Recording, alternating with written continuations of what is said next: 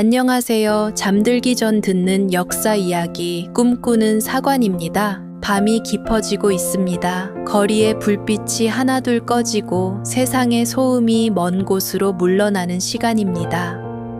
바람결에 실려오는 공기가 한결 차분해졌습니다. 오늘 하루의 무게를 내려놓아도 괜찮은 밤입니다. 지난 이야기에서 우리는 왕좌를 원하지 않았던 한 청년을 만났습니다. 책 속에 숨어 살던 셋째 왕자가 형을 대신해 왕관을 쓰게 되었고, 아버지 태종의 냉혹한 칼 아래에서 장인의 죽음을 지켜보며 눈물을 삼켜야 했습니다. 그리고 상왕이 세상을 떠난 뒤 비로소 홀로 선 26의 왕이 근정전에서 첫 단독 조회를 열었던 그 아침까지 함께했습니다. 오늘 밤 이어질 이야기는 그 젊은 왕이 아버지의 칼 대신 붓을 들고 자신만의 나라를 세워가는 여정입니다.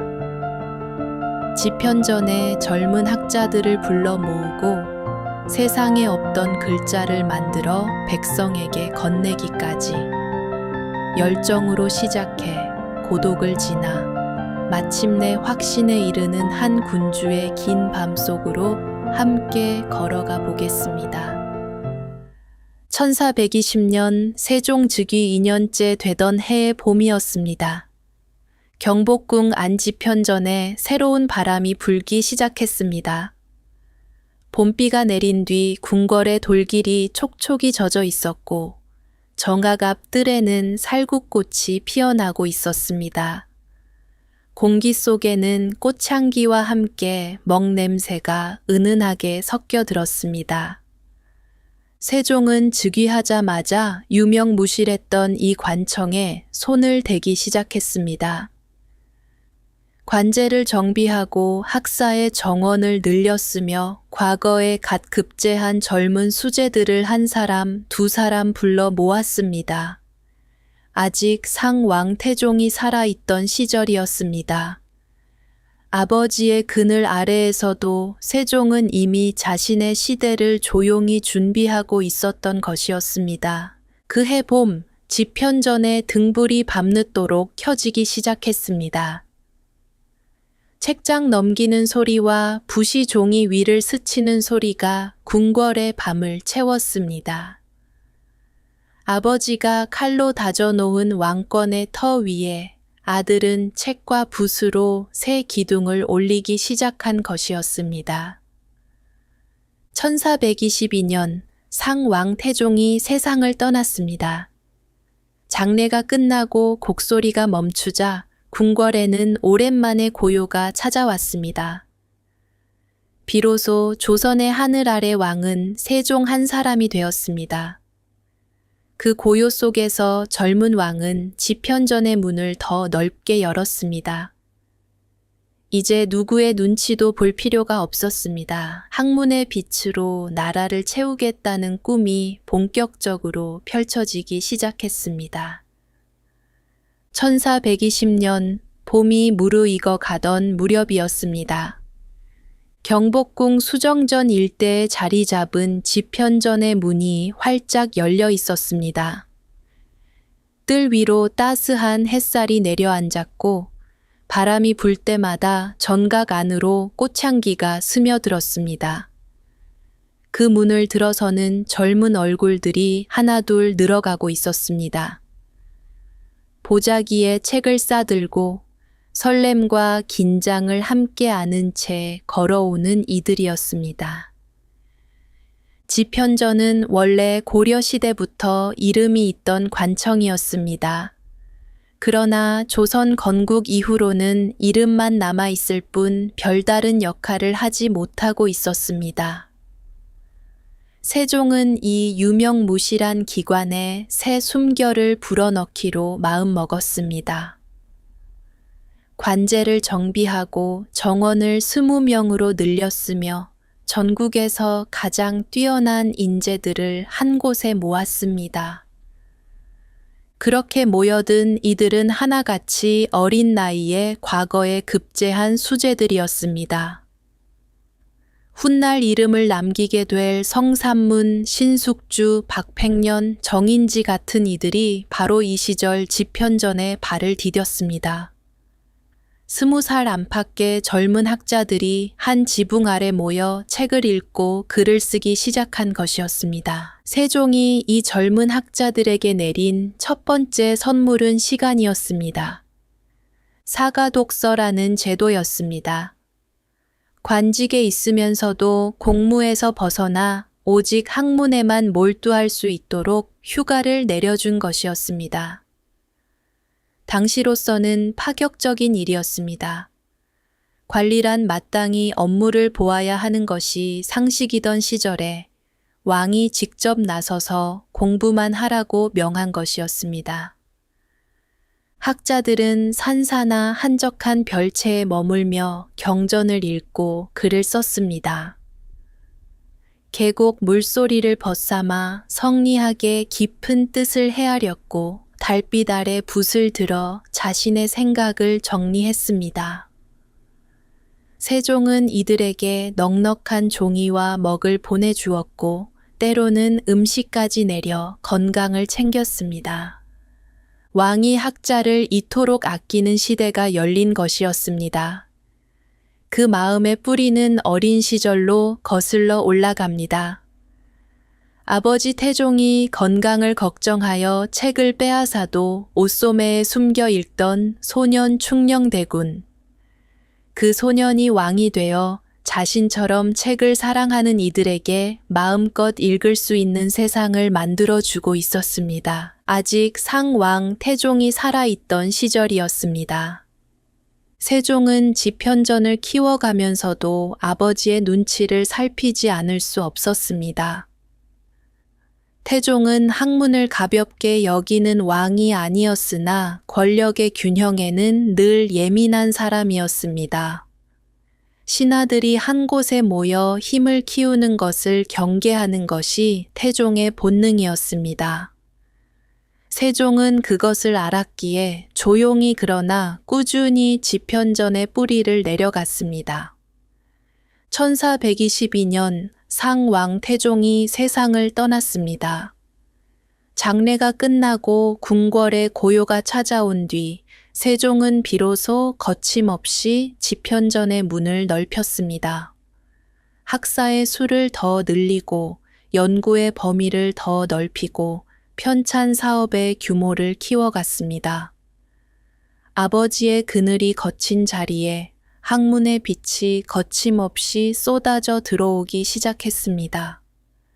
집현전은 이제 단순한 관청이 아니었습니다. 세종이 꿈꾸던 나라의 축소판이었습니다.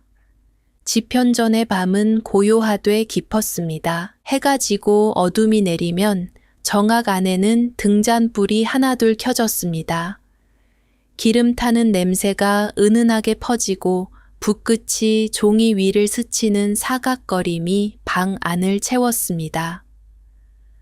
학자들은 저마다 책상 앞에 앉아 경서를 펼쳐놓고 있었고 덜어는 작은 목소리로 서로의 해석을 나누기도 했습니다. 그 시간 세종은 종종 집현전을 직접 찾았습니다. 왕이 밤중에 학자들의 서재를 방문하는 것은 전례 없는 일이었습니다. 세종은 학자들 사이에 편하게 앉아 경전의 한 구절을 놓고 이야기를 나누었습니다. 토론은 때로 밤을 꼬박 새울 만큼 길어지기도 했습니다. 유교 경전의 해석이 갈릴 때면 세종은 자신의 뜻을 곧바로 내세우지 않았습니다. 학자들의 이야기를 끝까지 듣고 고개를 끄덕이거나 조용히 되물었습니다. 왕이 돼 스승처럼 묻고 학자이 돼 벗처럼 답하는 풍경이었습니다. 그 밤에 등불 아래에서 군신 사이의 벽은 잠시 낮아지곤 했습니다. 집현전이 자리를 잡아가면서 궁궐 안은 편찬 사업의 열기로 가득 찼습니다. 가장 먼저 손을 댄 것은 역사였습니다. 고려의 역사를 정리한 고려사의 개수 작업이 시작되었고 편년체와 기전체를 놓고 오랜 논의가 이어졌습니다. 세종은 역사를 바로 세우는 일이 나라의 뿌리를 세우는 일이라 여겼습니다.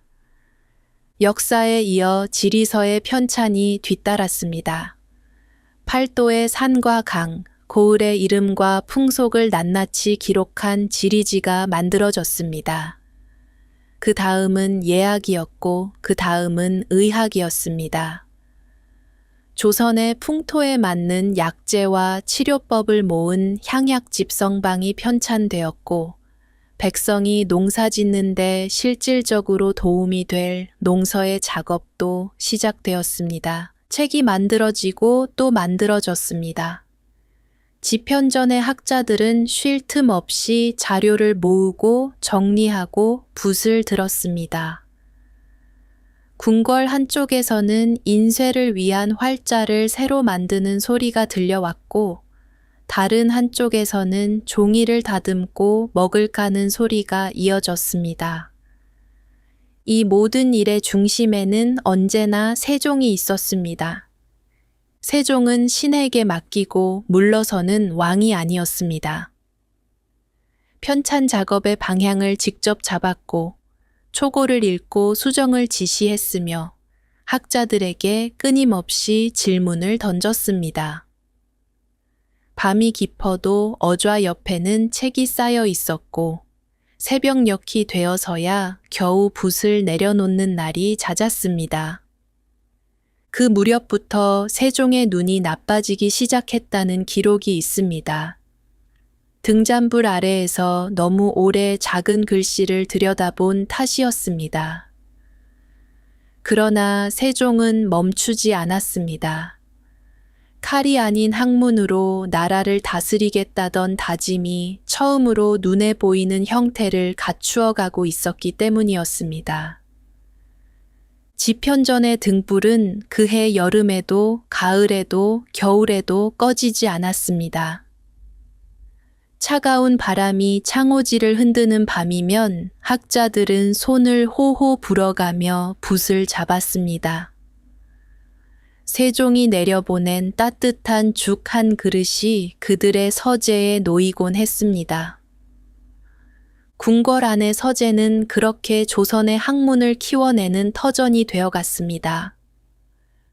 그리고 이 고요한 서재 안에서 세종은 머지않아 나라의 살림을 더 넓은 어깨 위에 나누어 얹을 큰 결단을 준비하고 있었습니다.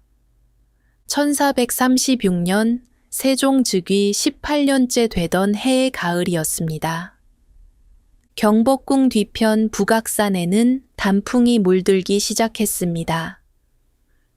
붉은빛과 노란빛이 산등성이를 따라 천천히 번져갔고 아침 저녁으로 불어오는 바람에는 서늘한 기운이 실려 있었습니다. 궁궐 마당에 떨어진 낙엽이 바람에 굴러가는 소리가 고요한 아침을 채우고 있었습니다. 그 무렵 세종의 하루는 새벽부터 밤까지 쉼 없이 이어지고 있었습니다. 즉위 이후 10여 년 동안 세종은 나라의 크고 작은 일을 모두 직접 살폈습니다. 각 관청의 보고가 왕에게 곧바로 올라오는 체제였기에 세종의 어좌 앞에는 매일 산더미 같은 문서가 쌓였습니다.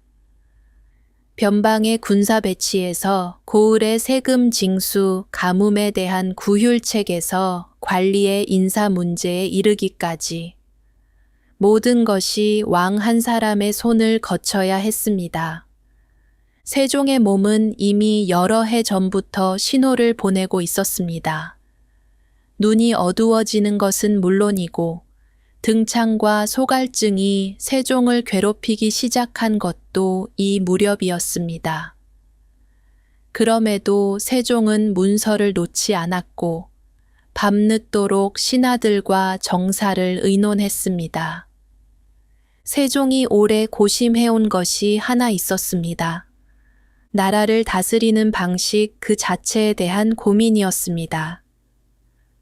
태종 시절부터 이어져 온 육조직계제는 6 관청의 장이 왕에게 직접 업무를 보고하는 체제였습니다.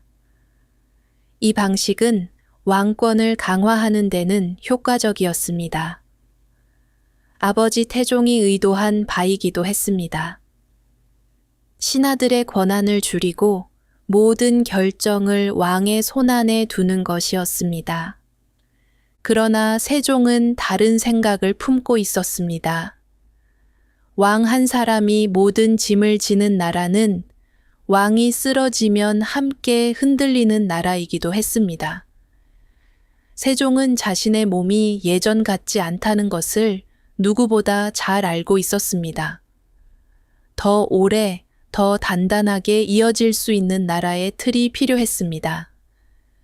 1436년 가을, 세종은 마침내 결단을 내렸습니다. 의정부서사제의 시행이었습니다. 이는 6 관청의 보고가 먼저 의정부로 올라가고 의정부의 재상들이 함께 논의하여 의견을 정리한 뒤 왕에게 올리는 방식이었습니다.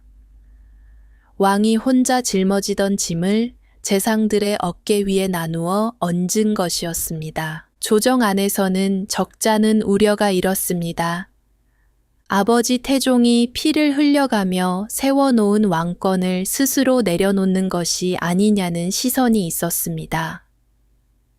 재상들의 권한이 커지면 훗날 신하가 왕을 넘보는 일이 생길 수 있다는 걱정이었습니다.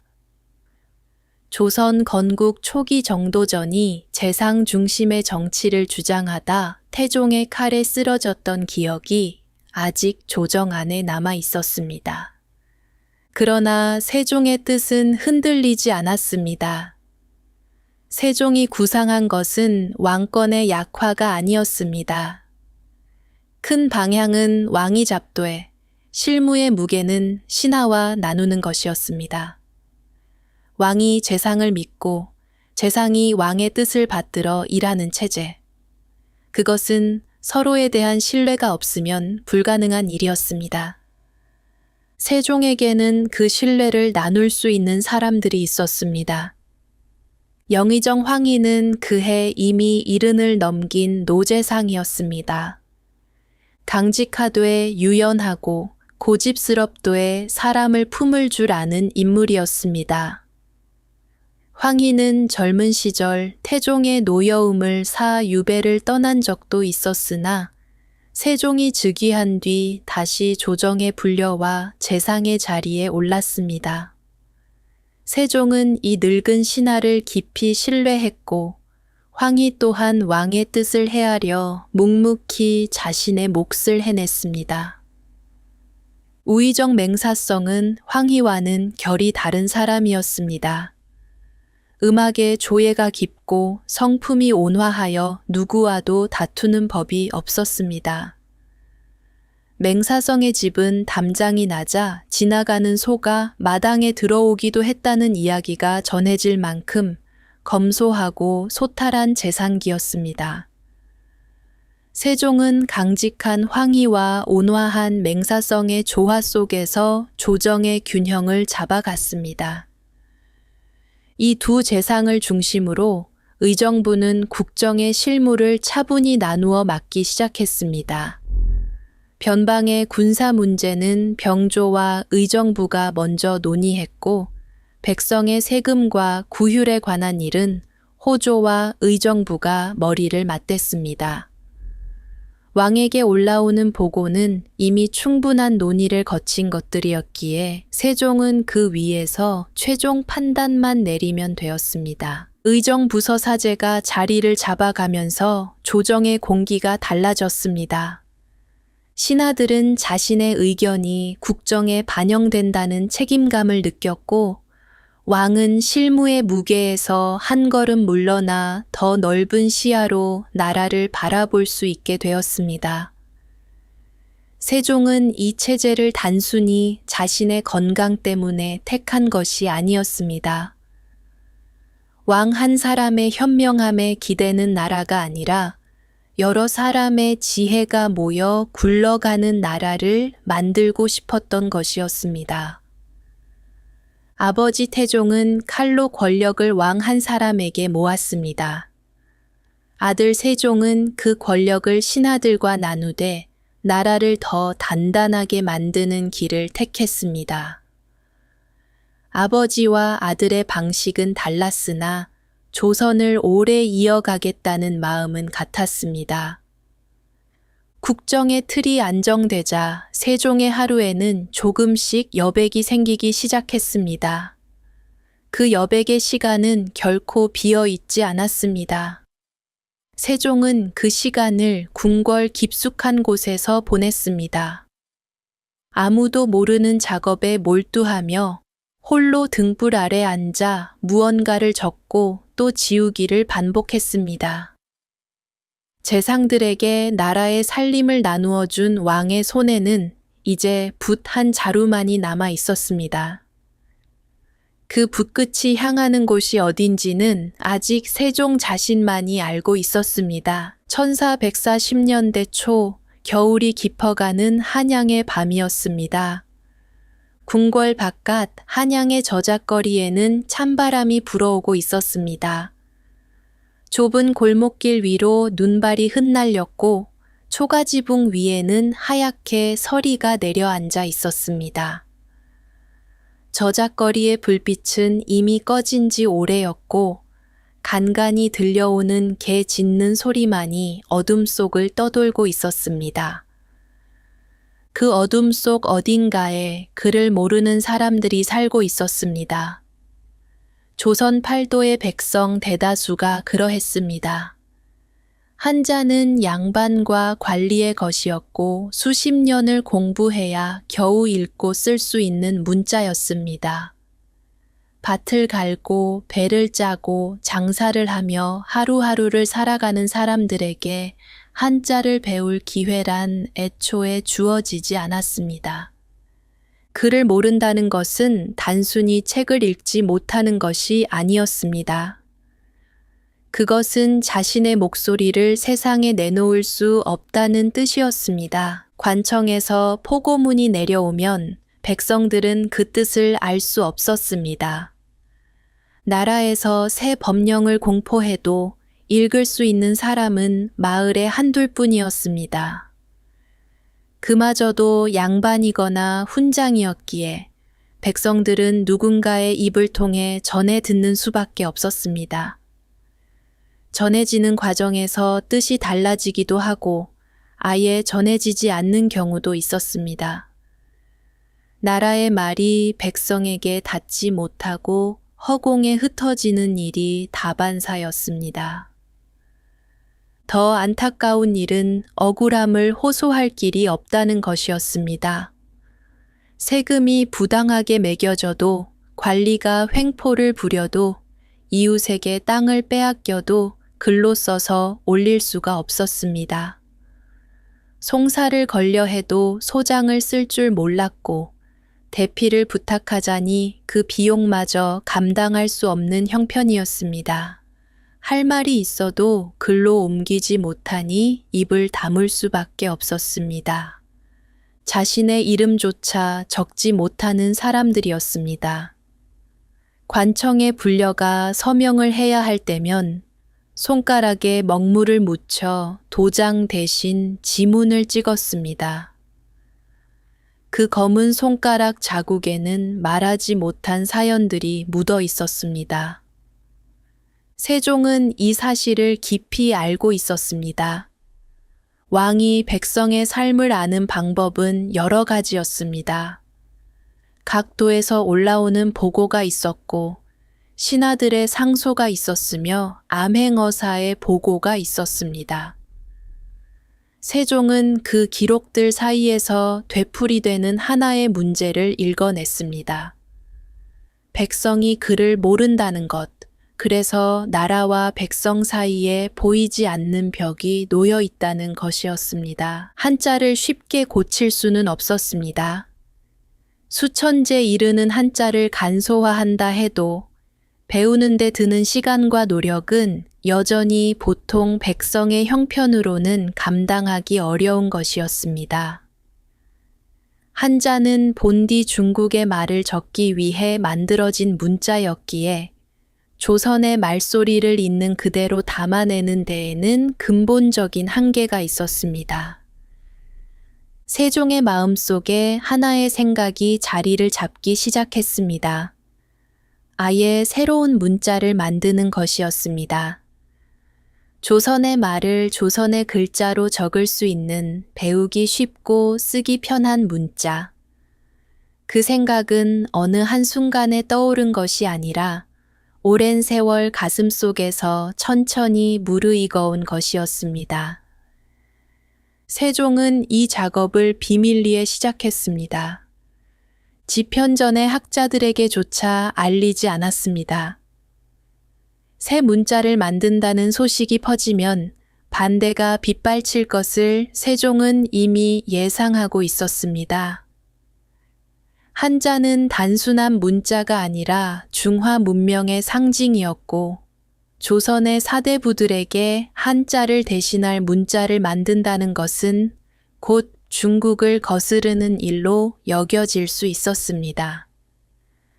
세종은 홀로 혹은 극소수의 측근만을 곁에 두고 연구에 몰두했습니다. 그 측근이 누구였는지는 기록마다 조금씩 다릅니다. 다만 세종이 직접 소리의 원리를 탐구했다는 것만은 분명했습니다. 사람이 말소리를 낼 때 입술이 어떻게 움직이는지, 혀가 입천장의 어느 부분에 닿는지, 목구멍에서 어떤 울림이 생기는지를 하나하나 관찰했습니다. 밤이면 궁궐 깊숙한 곳에서 세종은 등불을 켜놓고 앉았습니다. 종이 위에 글자의 획을 그렸다가 지우고 다시 그렸다가 고치기를 수없이 반복했습니다. 입 모양을 본뜬 글자, 혀의 위치를 형상화한 글자, 이의 모양에서 따온 글자. 사람의 발음 기관을 직접 관찰하여 문자의 형태를 만들어간 것이었습니다. 그 작업은 몇 해에 걸쳐 이어졌습니다. 세종은 중국의 음운학 서적을 깊이 연구했습니다. 소리를 분류하는 체계를 익히고 그것을 조선의 말소리에 맞게 새롭게 구성해 갔습니다. 자음과 모음을 나누고 각 소리에 하나의 글자를 대응시키는 원리를 세웠습니다. 글자와 글자가 모여 하나의 음절을 이루는 방식도 고안했습니다. 세종이 추구한 것은 명확했습니다. 아침에 배우면 저녁에 쓸 수 있는 문자였습니다. 양반이든 천민이든 남자든 여자든 누구나 며칠이면 익힐 수 있는 쉬운 글자. 그것이 세종이 밤마다 등불 아래에서 찾고자 했던 것이었습니다. 그 기나긴 밤들 끝에 마침내 28자의 글자가 완성되었습니다. 1443년 세종 25년 음력 12월이었습니다. 세종은 이 새 문자를 조정해 공표했습니다. 이름은 훈민정음이었습니다. 백성을 가르치는 바른 소리라는 뜻이었습니다. 조선의 하늘 아래 세상에 없던 문자가 태어난 것이었습니다. 그러나 세종의 예상대로 이 소식을 들은 조정은 고요하지 않았습니다. 세종이 가장 아끼던 집현전의 학자들 사이에서 거센 바람이 일기 시작했습니다. 그 바람의 중심에는 부재학 최만리가 서 있었습니다. 1414년 이른 봄이었습니다. 경복궁 안에는 매서운 겨울바람이 아직 차에 물러가지 않았습니다. 정학의 처마 끝에 매달린 고드름이 햇살에 천천히 녹아내리고 있었고 마당 한 구석에는 지난밤 내린 눈이 얇게 남아 있었습니다. 바람이 불 때마다 창호지가 가늘게 떨렸고 궁궐의 공기는 차갑고 팽팽했습니다. 훈민정음이 조정에 공표된 지 두어 달이 지난 무렵이었습니다. 세종이 오랜 세월 비밀리에 만들어 온 28자의 새 문자. 그 소식은 궁궐 안을 빠르게 돌았고 신하들 사이에서는 놀라움과 당혹감이 뒤섞여 퍼져나갔습니다. 누구도 예상하지 못한 일이었습니다.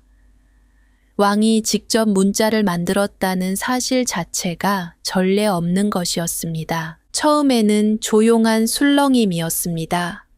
그러나 그 술렁임은 곧 하나의 거센 목소리로 모여들었습니다.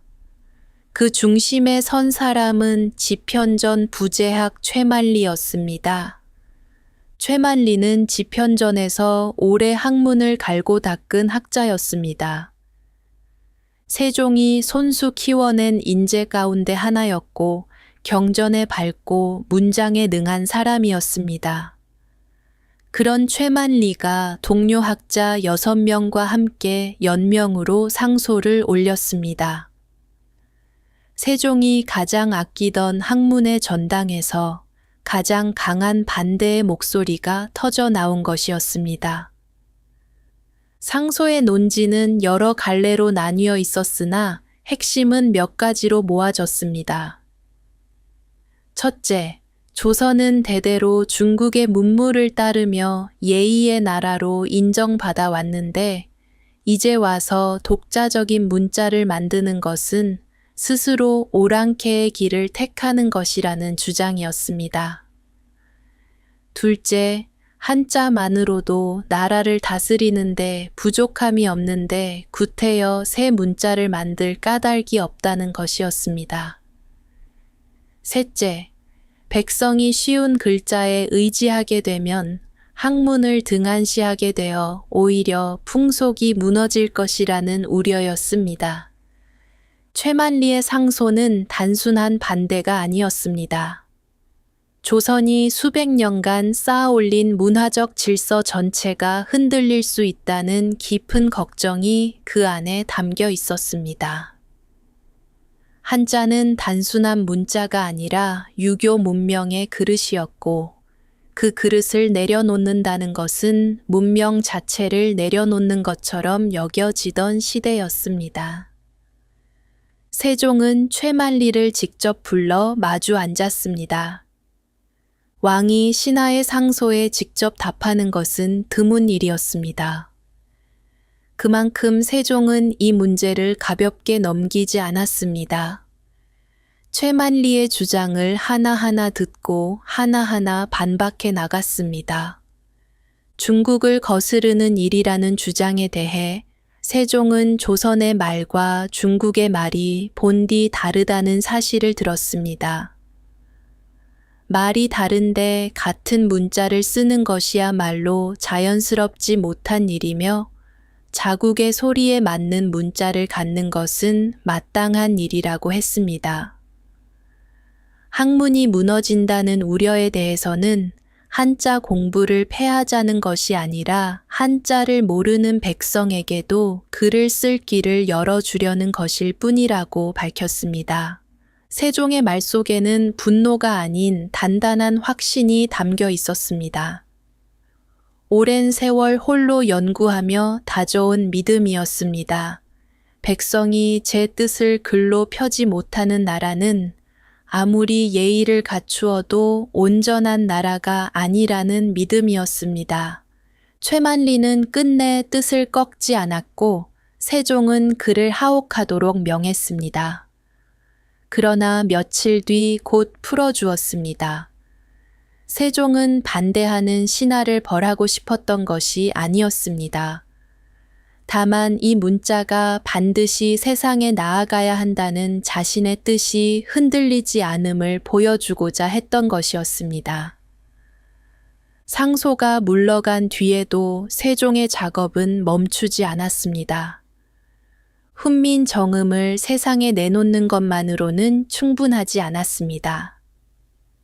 이 문자가 어떤 원리로 만들어졌는지, 각 글자가 어떤 소리를 담고 있는지, 어떻게 조합하여 쓰는지를 낱낱이 풀어 설명하는 책이 필요했습니다.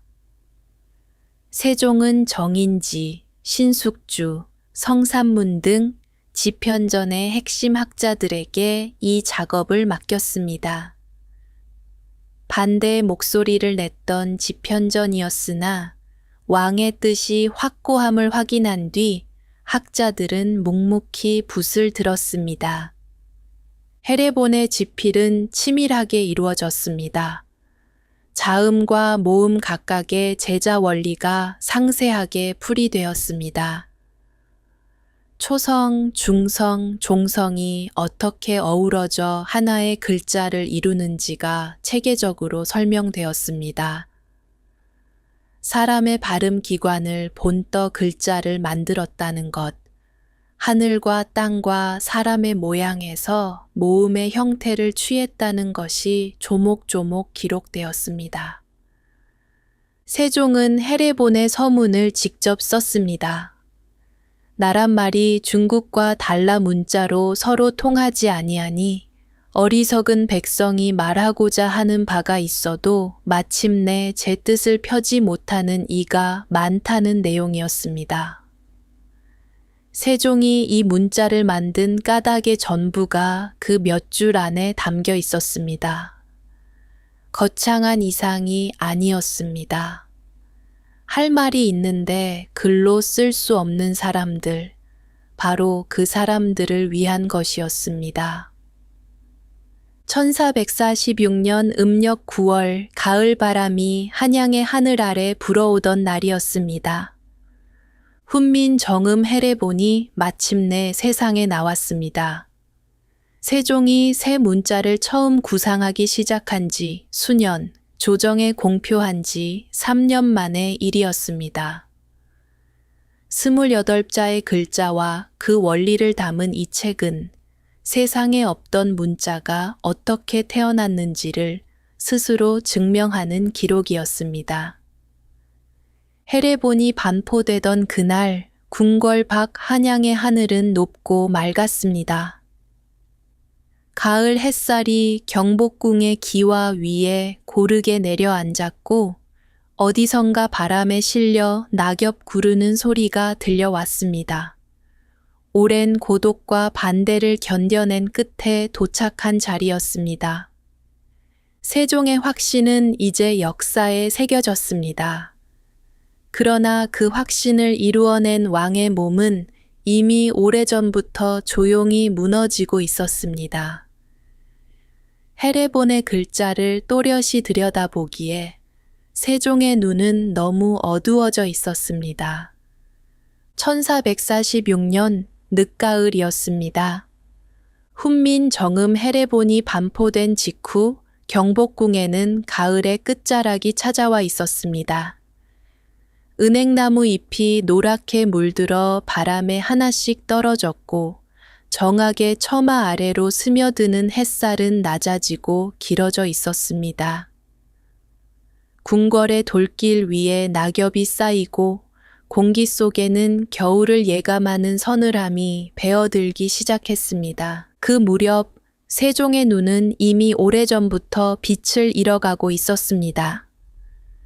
밤마다 등불 아래에서 작은 글씨를 들여다보며 보낸 세월이 눈을 갉아먹은 것이었습니다. 세종의 곁에서 내관이 헤레본의 한 장 한 장을 소리내어 읽었습니다. 세종은 그 소리를 들으며 자신이 만든 글자의 완성을 확인해야 했습니다. 손끝으로 종이 위의 글자를 더듬어 보기도 했을 것입니다. 먹의 윤곽이 손가락 끝에 희미하게 닿았을 것입니다. 글자를 만든 사람이 그 글자를 눈으로 볼 수 없었습니다. 28자의 획 하나하나를 수없이 그리고 지우며 완성한 왕이 정작 그 완성된 모습을 또렷이 바라볼 수 없었습니다. 그러나 세종은 알고 있었습니다. 이 글자들이 궁궐 밖으로 나가 백성의 손에 쥐어지는 날이 오면 그때 비로소 이 문자는 진정한 빛을 얻게 될 것이라는 사실을 알고 있었습니다. 세종의 몸은 눈만이 아니었습니다. 소갈증이 오래전부터 세종을 괴롭히고 있었습니다. 오늘날의 당뇨에 해당하는 이 병은 갈증과 피로를 끊임없이 불러왔고 세종의 체력을 조금씩 앗아가고 있었습니다. 등창 또한 세종을 고통스럽게 했습니다. 앉아서 정사를 보는 것조차 힘겨운 날이 늘어갔습니다. 신하들은 왕의 건강을 걱정하며 온양 온천행을 청했고 세종은 마침내 그 권유를 받아들였습니다. 온양으로 향하는 길은 멀고 느렸습니다. 가마에 몸을 실은 세종의 눈에는 길가의 풍경이 흐릿하게 스쳐갔을 것입니다. 들판의 억새가 바람에 누웠다 일어서기를 반복했고 멀리 산등성이에는 저녁 노을이 붉게 물들어 있었습니다. 따뜻한 온천물에 지친 몸을 담그는 동안 세종은 잠시 왕의 짐을 내려놓을 수 있었습니다. 그러나 그 쉬는 시간에도 세종의 마음은 고요하지만은 않았습니다. 아직 이루어야 할 일들이 남아 있었습니다.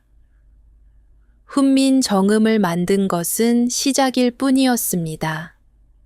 이 글자가 백성의 삶 속에 뿌리를 내리려면 책이 필요했고 가르침이 필요했고 시간이 필요했습니다. 훈민 정음으로 쓰인 첫 번째 책들이 세상에 나오기 시작했습니다. 용비어천가가 새 문자로 지어졌습니다.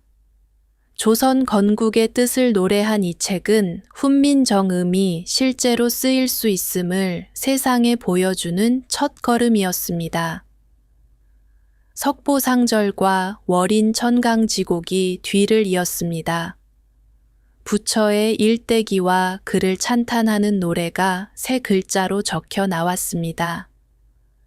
세종은 그 책들이 읽히는 소리를 들으며 자신이 만든 글자가 비로소 숨을 쉬기 시작했음을 느꼈을 것입니다. 볼 수 없는 눈으로도 들을 수 있었습니다.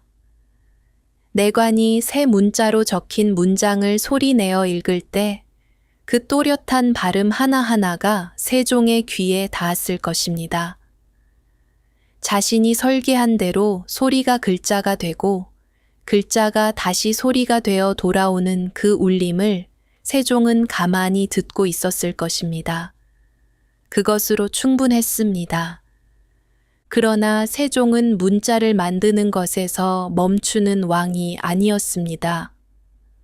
글자가 태어났으니 이제 그 글자가 쓰일 나라를 더 단단하게 만들어야 했습니다.